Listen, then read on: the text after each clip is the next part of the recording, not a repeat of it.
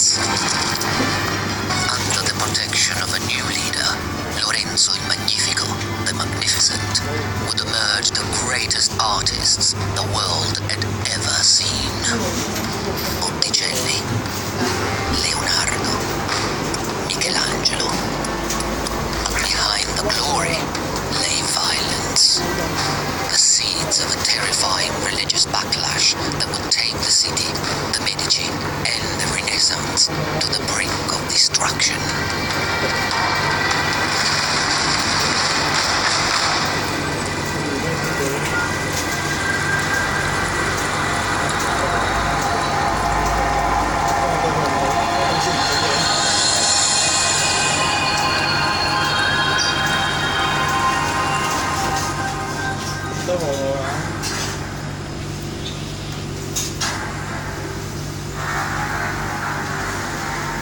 August 1466, the most powerful family in Florence, the Medici, were in danger. Stories were spreading of a coup d'etat by rival families determined to take control of the city.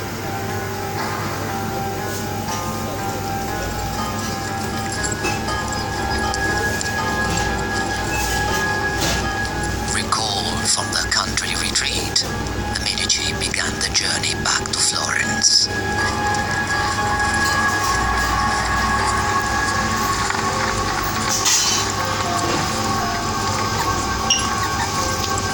Their safety on the open road depended on the vigilance of two brothers, Giuliano and Lorenzo, the heirs to the Medici dynasty.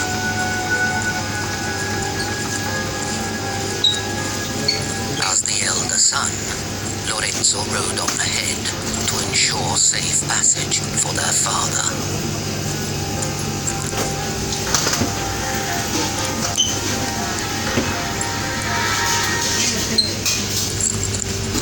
But it wasn't Lorenzo the assassins were after. They knew that in order to bring down the family, they would have to get rid of the father, the boss.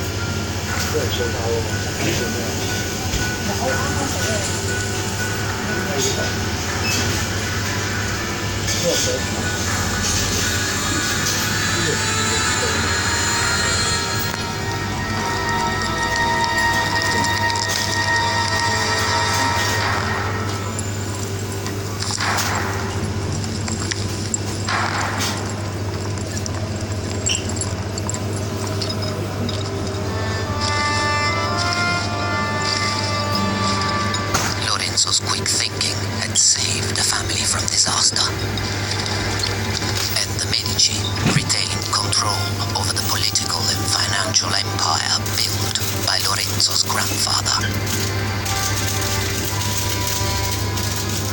But this legacy had come at a price. The Medici and their followers have generated a tremendous amount of animosity in the old citizen class, so the city is full of hostility and resentment against the Medici.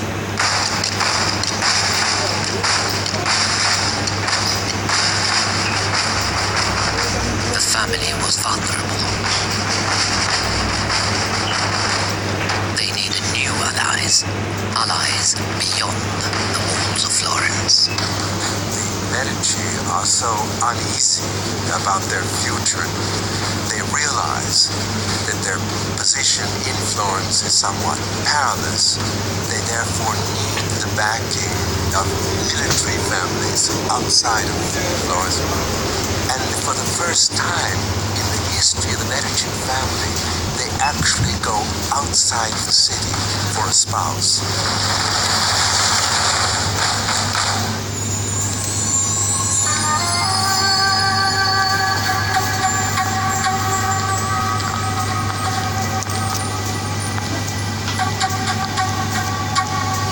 Lorenzo's wedding would be an act of political expedience. The marriage is very important because it establishes links between a Florentine mercantile family and one of the most powerful families of the Roman aristocracy. So it's a form of ennoblement of the family.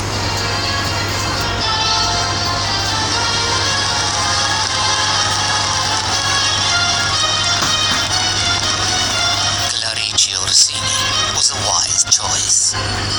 The daughter of a Roman baron and the niece of a cardinal, she brought connections, class, and military muscle to the Medici family.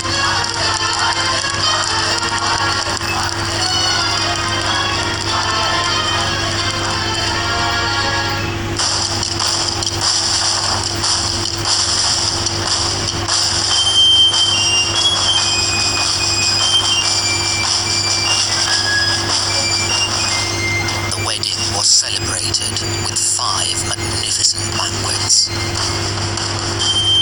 For friends of the Medici, this was the dawn of a vibrant new era.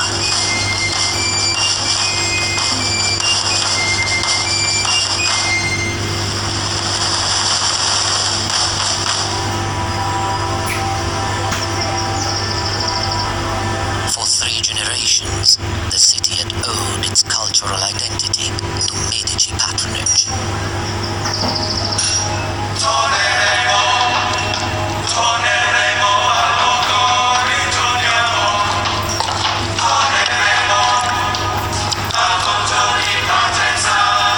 Florence had become a cultural factory in which artists competed for the next great commission. For the workshops of the city, business had never been better. The scene in one of these places must have been extraordinary, absolute chaos. You'd have patrons running in and out, looking at work that was in progress, commissioning new works, people mixing colours in the corner, chipping away at blocks in another, casting, people would be casting bronzes in another corner.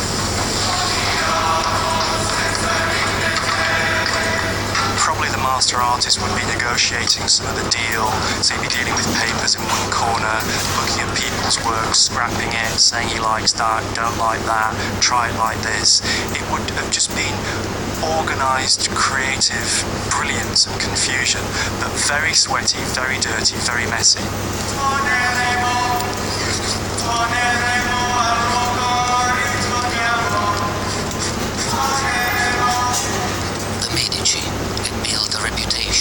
As the taste makers of Italy.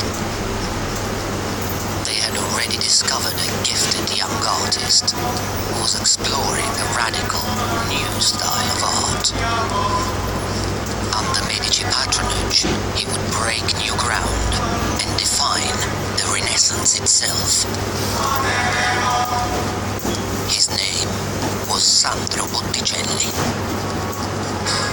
The young Botticelli played a role in the creation of a powerful Medici myth. His painting, L'Adorazione dei Magi, the adoration of the Magi, placed Lorenzo's family right at the heart of the Nativity. The painting glorified Lorenzo's father, his brother, and Lorenzo himself. But it also featured a self-portrait. Botticelli placed himself inside the family's circle of friends. In a city as volatile as Florence, an alliance with the right family was crucial.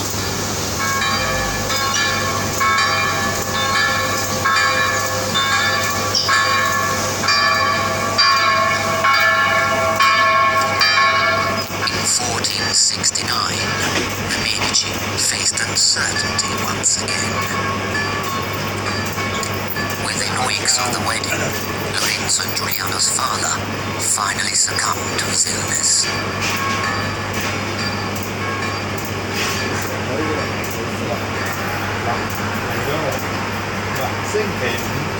His death thrust Lorenzo into the spotlight. The principal men of the city came to our house to consult us and encouraged me to take on the care of the state, as my father and grandfather had done. Their proposal was naturally against my youthful instincts, and considering that the burden and danger were great, I consented to it unwillingly.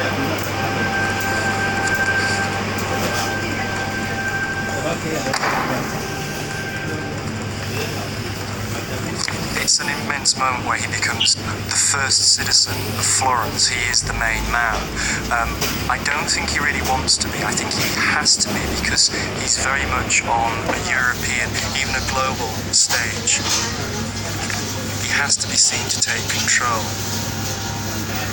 Lorenzo was now the leader of the Medici family and the most powerful man in Florence. He inherits the leadership and he becomes the godfather of the Florentine people, the maestro della bottega, the boss of the shop, and it's arguable that all Florence is Lorenzo's shop.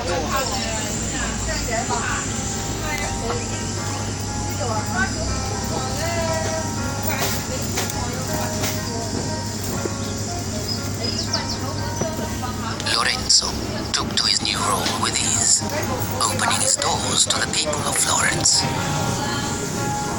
The Medici have been in power a long time by now. They are politically very astute, and I think they've realised that actually the masses, the poor people, can develop their own voice. They can change things. Lorenzo knows that he therefore needs to put something back there. He's just trying to cover all his angles.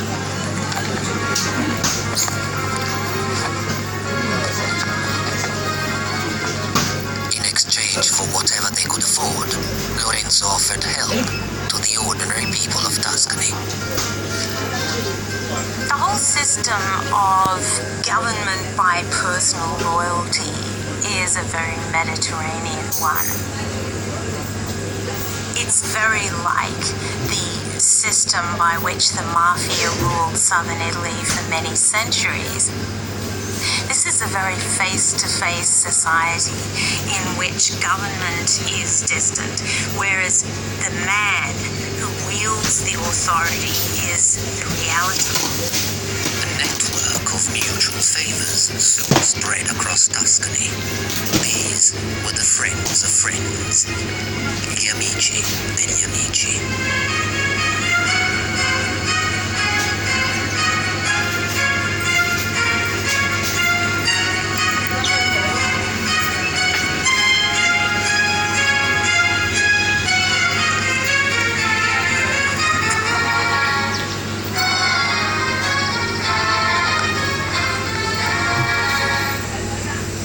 Lorenzo, by offering favors, by having a very large circle of friends, is able to get his way in this city, really as a kind of semi-dictator. Nothing in the books, nothing in the Constitution, nothing in law gives him any kind of title to the power that he actually exercises. Deep within the Medici palace was an eloquent statement of Lorenzo's extraordinary power. The frescoed Cappella dei Magi, the chapel of the Magi.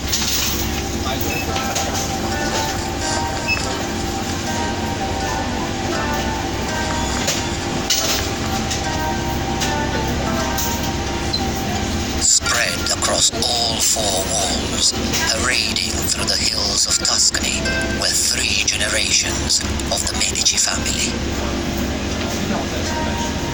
Surrounding the family, hundreds of their loyal friends and followers. Among them, princes and kings from across the seas, and the most exotic creatures that Florence had ever seen. The Medici Palace Chapel is like a little casket of jewels in the center of this huge stony palace. It's gleaming and glistening with applied gold, with iridescent colors.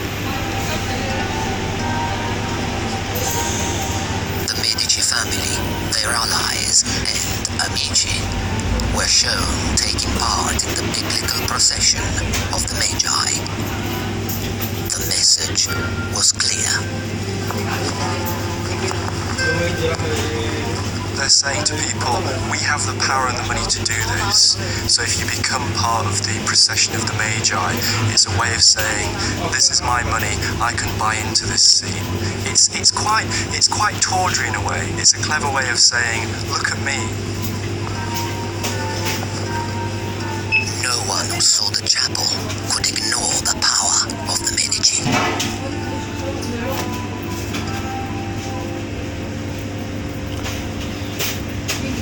Lorenzo had been born into great privilege, but he had also been brought up a scholar.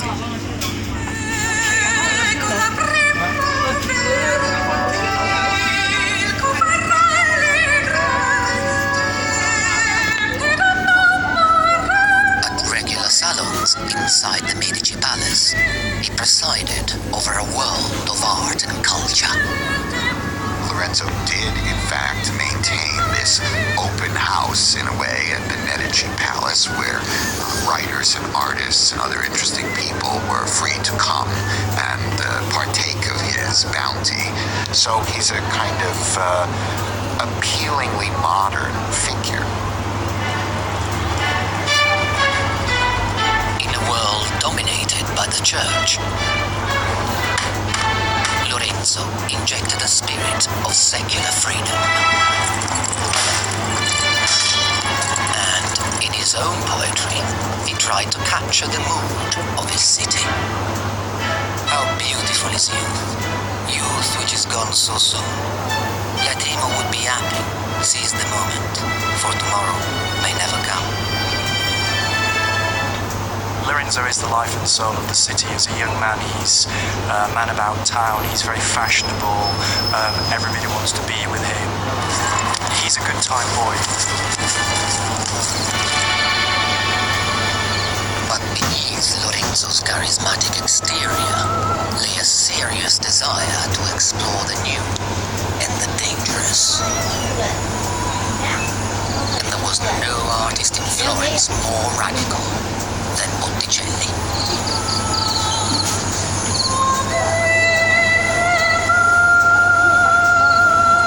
Botticelli made his bread and butter like many other artists working on religious projects, but I think his heart was in any subject matter other than Jesus. The sort of thing that would allow free rein for this new spirit, which Lorenzo de' Medici certainly encouraged in Florence as a whole.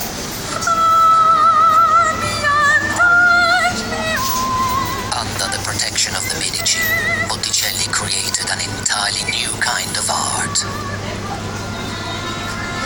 He called his work La Primavera, the spring. But it was neither portrait, icon, nor holy celebration. La Primavera was pure fantasy, inspired by poetry and fueled by a vivid imagination.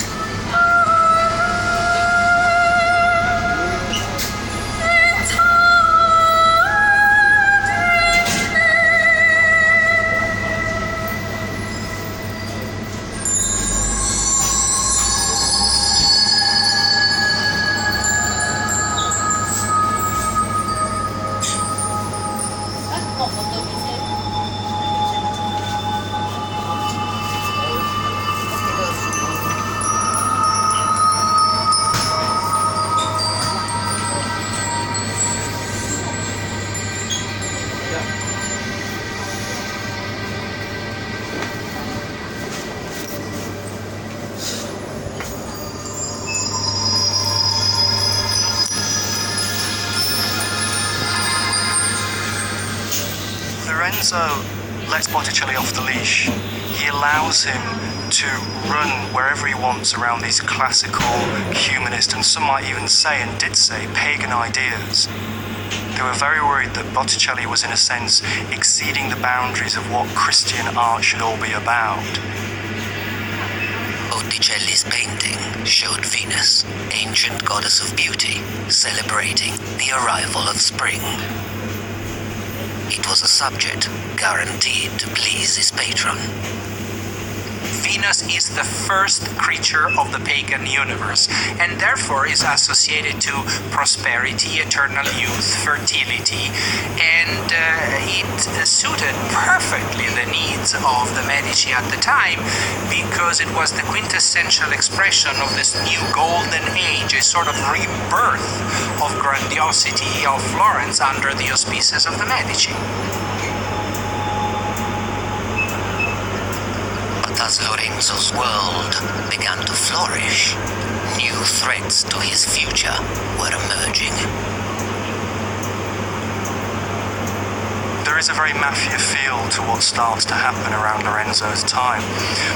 Florence has always been about large, powerful families vying for control of territory, and this is very much what happens between the Medici and the Pazzi. The Pazzi were a rival banking family. Like the Medici, they ran their local neighborhood.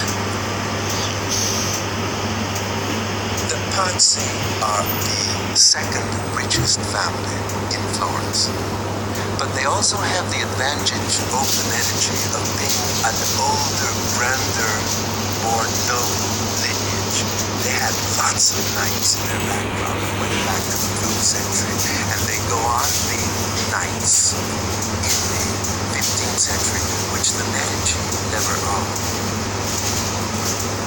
From the moment that Lorenzo takes power, he sees to it that they are kept out of leading office in Florence. Marginalized by Lorenzo's command over the city, the Pazzi decided to take matters into their own hands.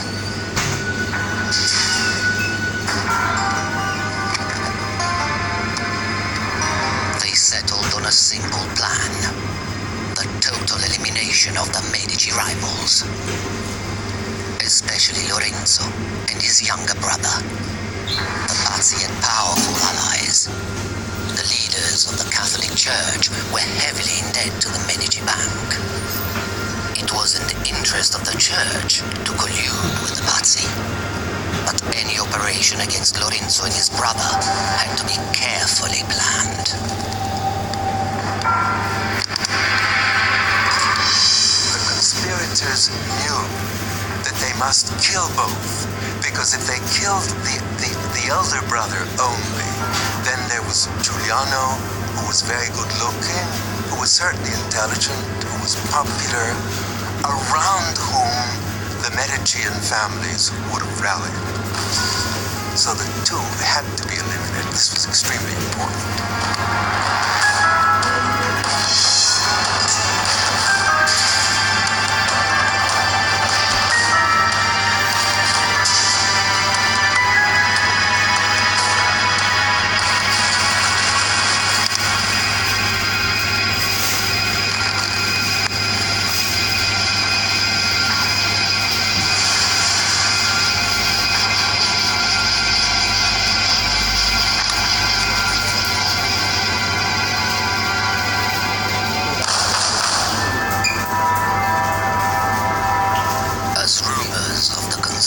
Spread, a new plot was hatched. It could not have been more sacrilegious. Sunday, April the 26th, 1478, Easter Day. The Medici and all of Florence gathered to celebrate the holiest day of the year.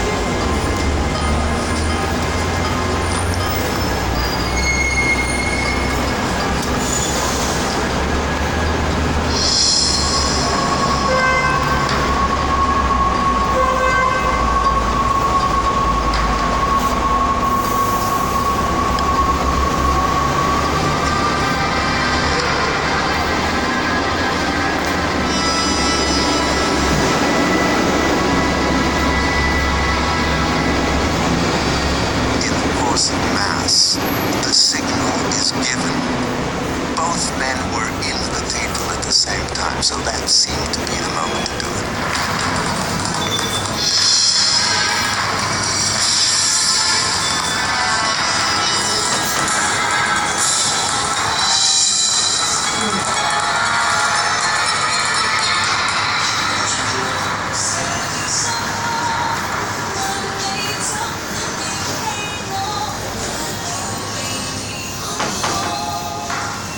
Giuliano de' Medici was stabbed 19 times. He died instantly.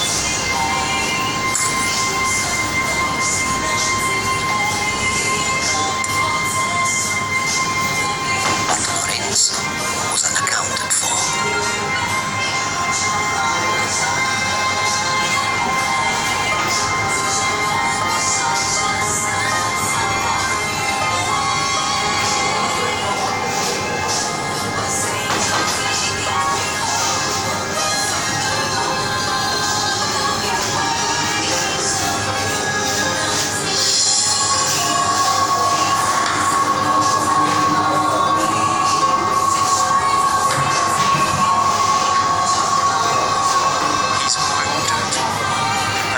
Himself to the crowd. It's a way of saying we're still here, we're still alive, and as soon as that happens, then the Medici is still in business.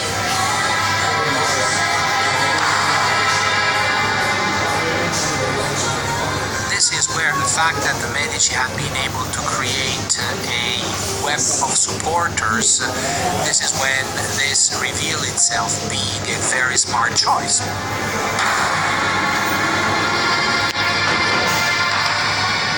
Plotters realize that the game is up. The supporters of Medici were in such rage over what had happened that they were simply ready to kill at will.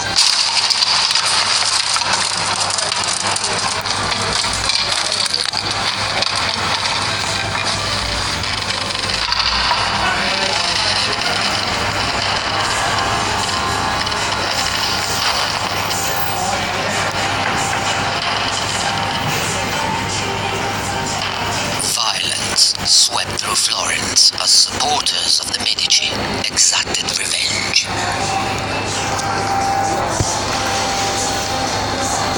Giuliano's murder sent shockwaves through Tuscany and shook Lorenzo to his core. Medici power now hung by a thread.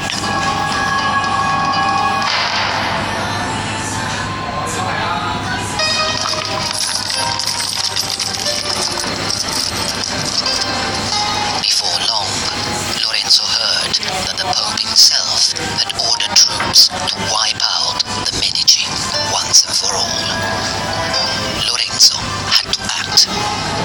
He decided to travel alone to negotiate with his enemies in the south. He would gamble with his life for the sake of his city.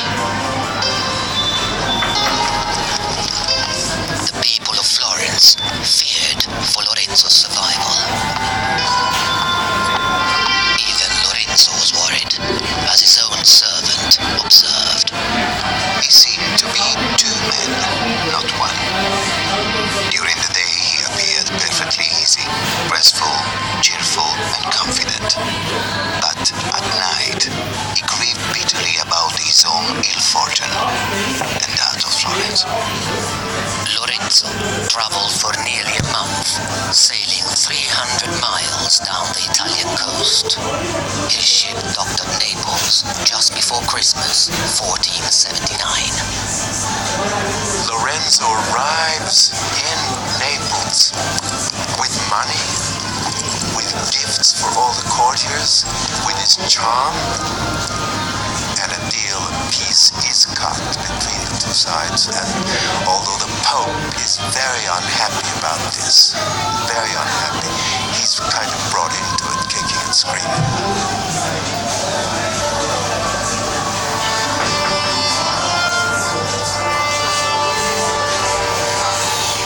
The enemy troops were called off. With personal charm, political skill, and hard cash, Lorenzo de' Medici had saved Florence from destruction.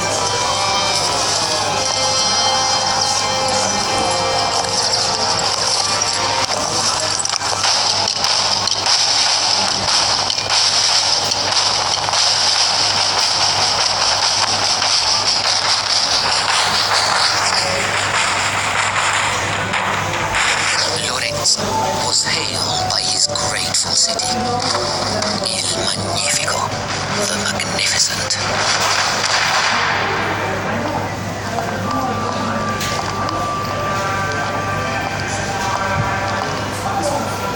But Lorenzo's experiences had changed him. With new resolve, Lorenzo worked to protect the future of the Medici dynasty. He adopted the illegitimate son of his murdered brother. The Medici needed all the heirs they could get. And he took over the city government, declaring that all legislation required his approval. With Florence now under his personal control, Lorenzo would use his power and wealth to magnificent effect.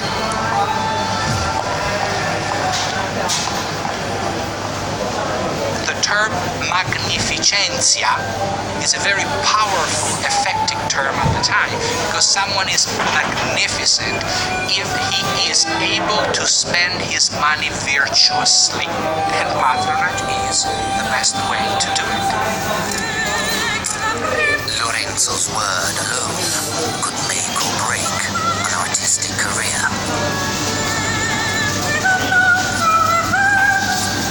He often commissioned work from one of the busiest studios in Florence, owned by the wealthy craftsman Verrocchio.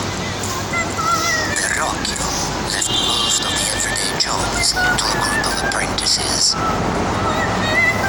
One of them was producing the early indications of extraordinary work, unlike anything Lorenzo had ever seen before.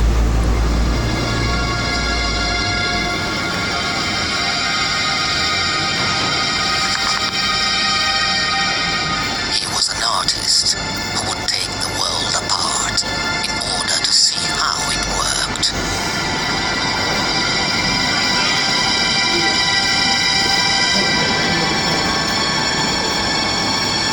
He would soar above the others. His name was Leonardo da Vinci.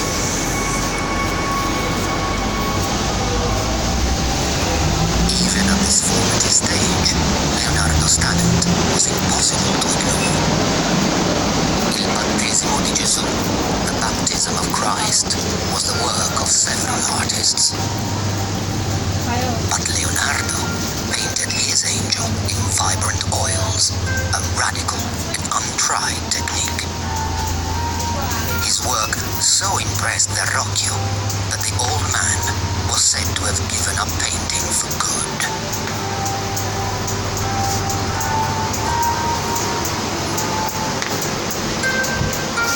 Leonardo was determined to reflect the detail of the natural world.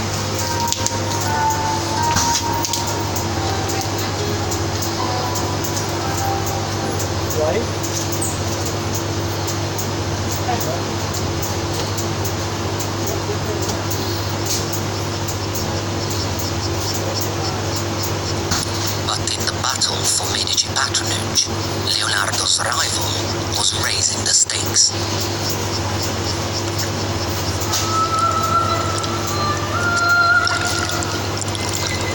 Inspired by the classical sculpture in Lorenzo's private collection, Botticelli took his unique style to new extremes.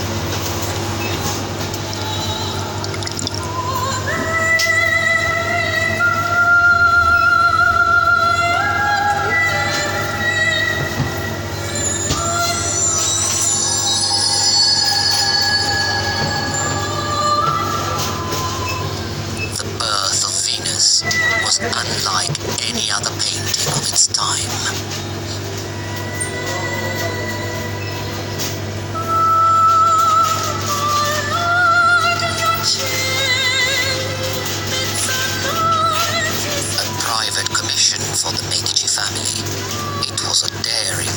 expression of human desire.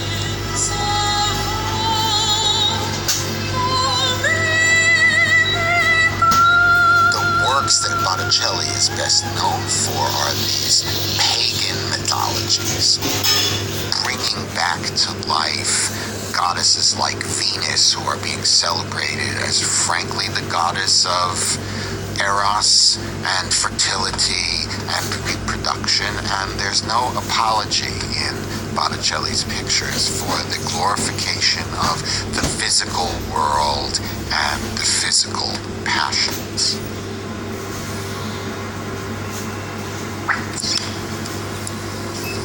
But the freedom that Lorenzo brought to Florence was about to come under threat. One man believed Lorenzo was leading the city on a decadent path to destruction. A Dominican monk by the name of Savonarola.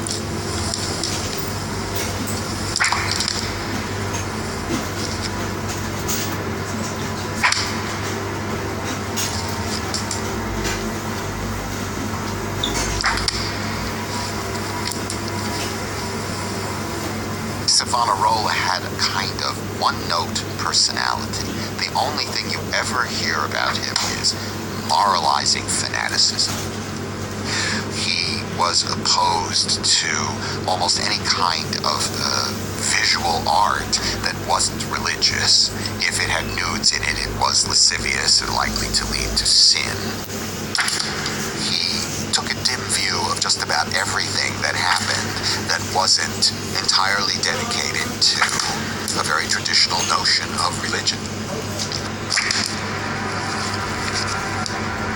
He wrote furious diatribes to his father. I cannot endure the evil doing of the heedless people of Italy. I must fight with all my strength to stop the devil from jumping onto my shoulders. Savonarola's disgust became an obsession. The liberties of Lorenzo's Renaissance city offended Savonarola to his core.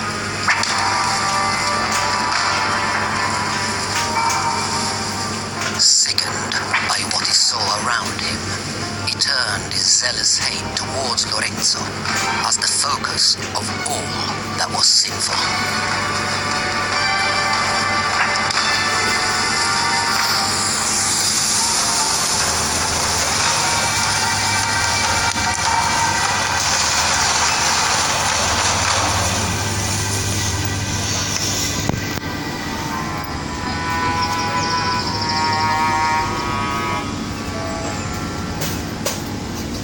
July the 29th, 1487, tragedy struck the Medici family. Lorenzo's wife, Clarice, died suddenly from tuberculosis. She was only 34. Lorenzo lamented the loss of those closest to him.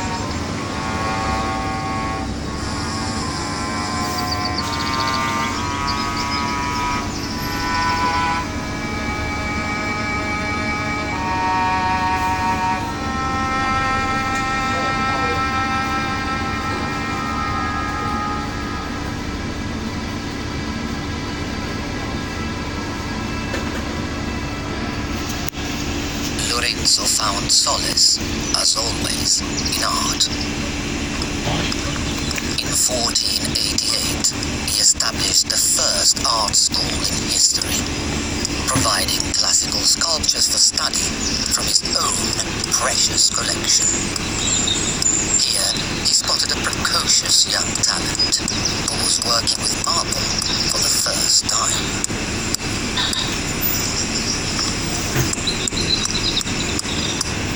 This young artist's early projects was to copy the head of a faun, an ancient satyr-like figure.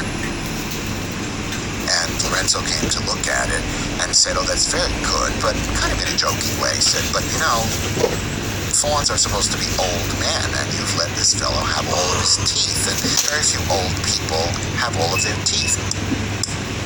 This young man was mortified that he'd been criticized. And he immediately knocked out one of the teeth with the chisel and had Lorenzo come back and look at it again. Michelangelo Buonarroti was only 13. Lorenzo is a connoisseur. He really knows what he's looking for. He's got a very good eye, and he sees it immediately in Michelangelo. Lorenzo takes him right under his wing, because I think he knows that this guy's fragile. He's a troubled young man, and he has to really cajole him. Lorenzo decided to bring Michelangelo into his family. The young artist was given his own rooms at the Medici Palace to grow up alongside Lorenzo's 7 children. What I think is interesting is the close relationship that grew up between Lorenzo and Michelangelo. They seem to see each other almost every day, and particularly interesting is how invested Michelangelo became in Lorenzo's approval. What Lorenzo does with Michelangelo is something new. It's a very intimate relationship between patron and artist. Lorenzo would invite Michelangelo to his dinner table. Michelangelo would sit there with people like Botticelli, with Ficino, and he would listen to the sort of things they were talking about humanist theories, about classical antiquity, and he absorbed all that. You can see it coming out in the sculptures and in the drawings and in the paintings of that period of Michelangelo's life.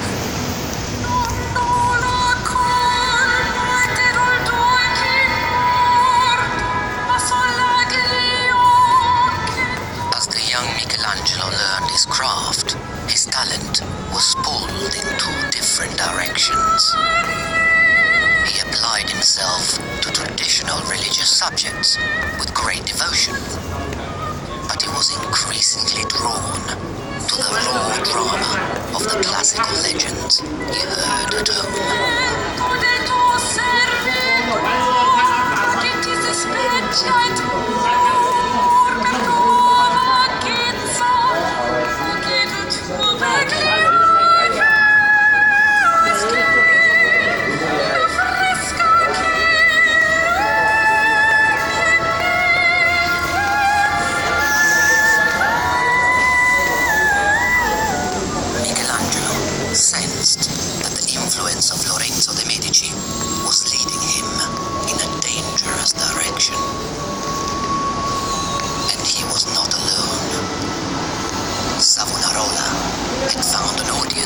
For his beliefs.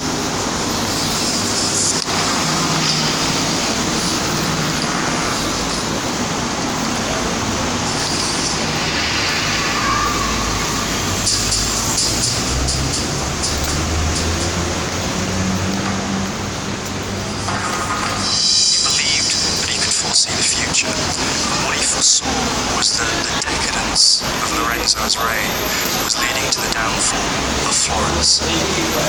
Creativity is at its peak with people like Botticelli, Michelangelo, even Leonardo, but politically and financially, things are literally at breaking point.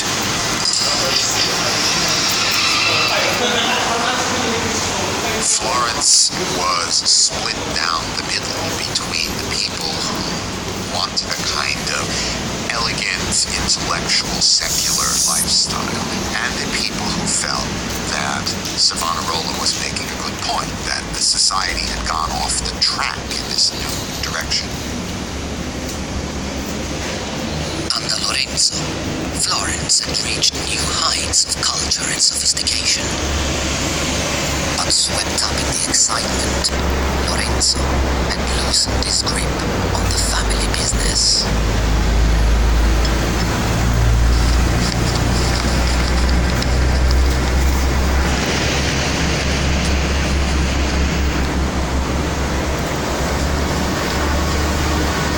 Across Europe, branches of the Medici Bank were forced to close.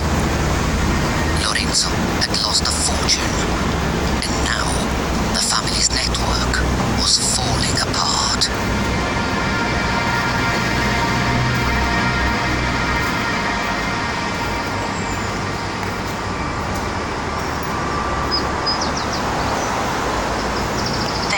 stopped coming through for the Friends. Their whole power depended upon being godfathers, upon maintaining this circle of loyal followers to whom they had obligations and who could reasonably expect their obligations to be fulfilled. There were more people asking for favors than favors to be distributed. And inevitably, some people went away empty-handed and unsatisfied.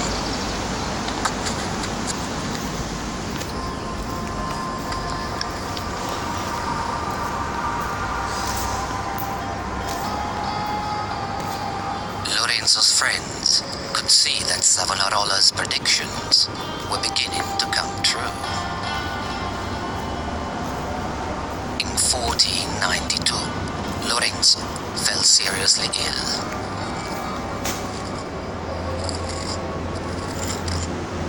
His physician prescribed an extravagant concoction of pulverized pearls and precious stones. But medicine could not ease Lorenzo's fears for the future of the dynasty. Lorenzo put his faith in a new power base for his heirs. He turned to the church.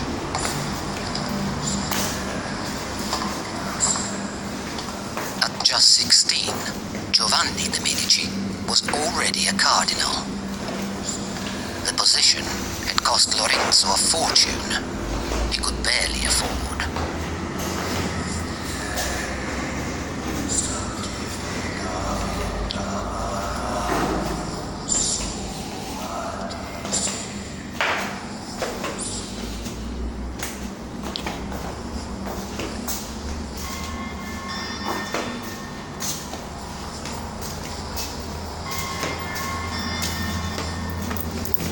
Lorenzo knew he was dying, and now he needed something money couldn't buy.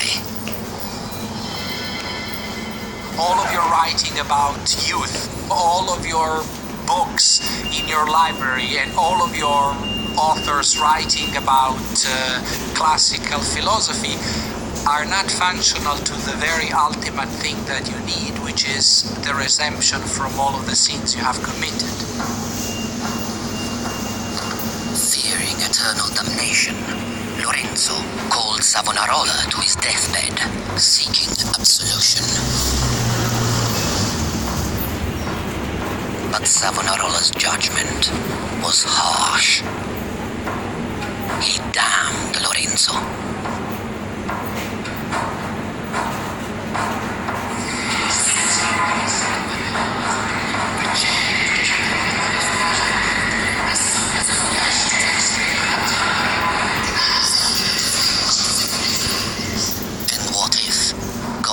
Disapproved of his life's work.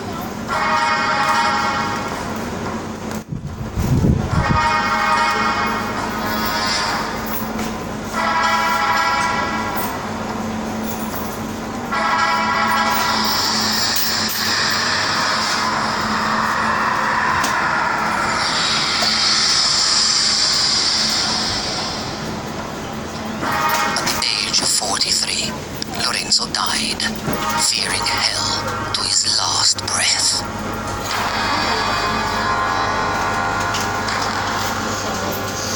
With Lorenzo gone, Savonarola seized his chance.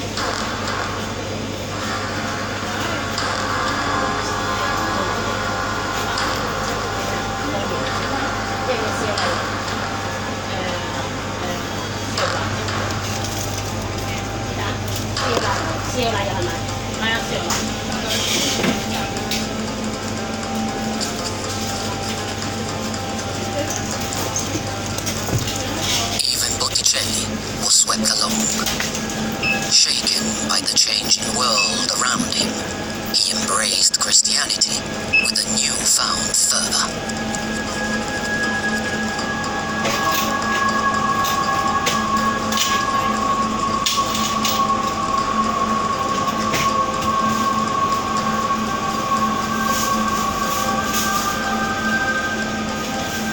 Botticelli did a number of paintings, a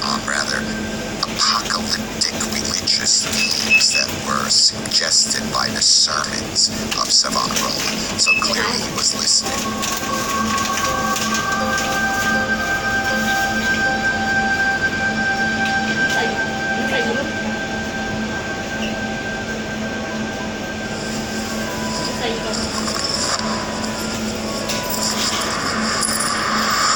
Under Savonarola's fundamentalist regime, prostitutes were beaten and homosexuals burned.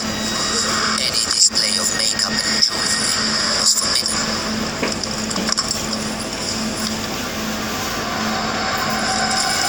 And Savonarola's commands were enforced by gangs of militant youths.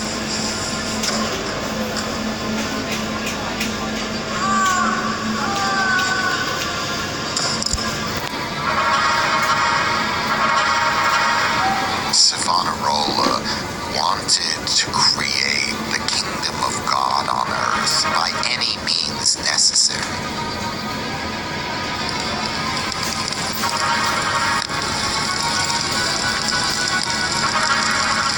Savonarola organized an enormous public burning.